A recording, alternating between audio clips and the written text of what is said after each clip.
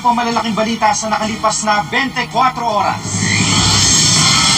Itinuturing ng suspect ang nagbigay ng bala sa lalaking na maril kahapon sa Kawit, Cavite. Biktima lang din daw siya at ang misis ng gunman nagsorry sa mga naghihinagpis na kaanak ng mga biktima.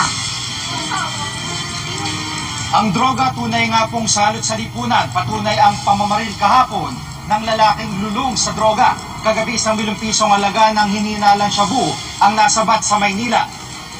Sinusuri na po ng pulisya ang mga basyo ng balang nakita sa tapat ng bahay ni Juan Agus, isa po sa mga suspect sa pagkamatay ni Stephanie Nicole Elia dahil sa ligaw na bala.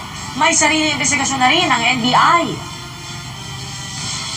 Sa Nabotas naman natagpuan ang bangkay ng 2 taong gulang na babae sa isang imbornal.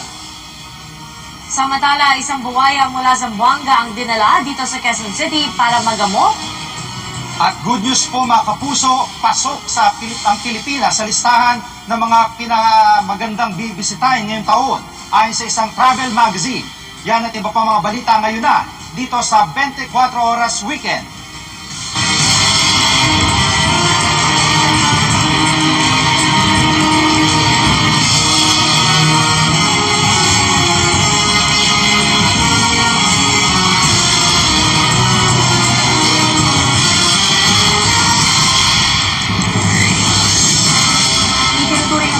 Sa malagim na pamamaril sa Kawit, Cavite si John Paul Lopez. Siya po yung kasama ng gunman na si Ronald Bay ng parilin at patayin ang 7 tao kahapon. Sabi ni Lopez, hindi raw siya maaaring maging kasabwat ni Bae. Pinagbantaan din daw kasi siya ni Bae. Kaya Susunod! 2 taong gulang na bata sa Nabotas na lunod matapos mahulog sa imbornal.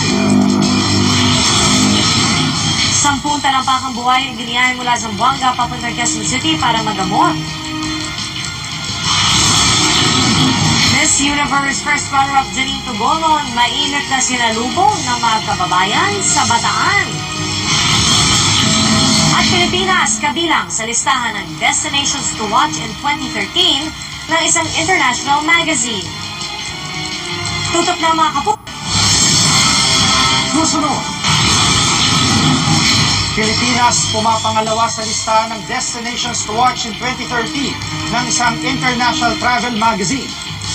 Tutukan yan dito sa... At yan po ang mga balita ang aming tinutukan sa nakalipas na 24 oras. Maraming salamat po sa inyong pagtitiwala. Mula sa tahanan ng katotohanan, ako po si Tia Arcangel. Ako po si Gigo Manica, dito ang GMA. Walang kinikilingan, walang pinoprotektahan. Walang kasinungalingan, serbisyong totoo lamang. At dahil hindi natutulog ang balita, Nakatuto kami 24 oras.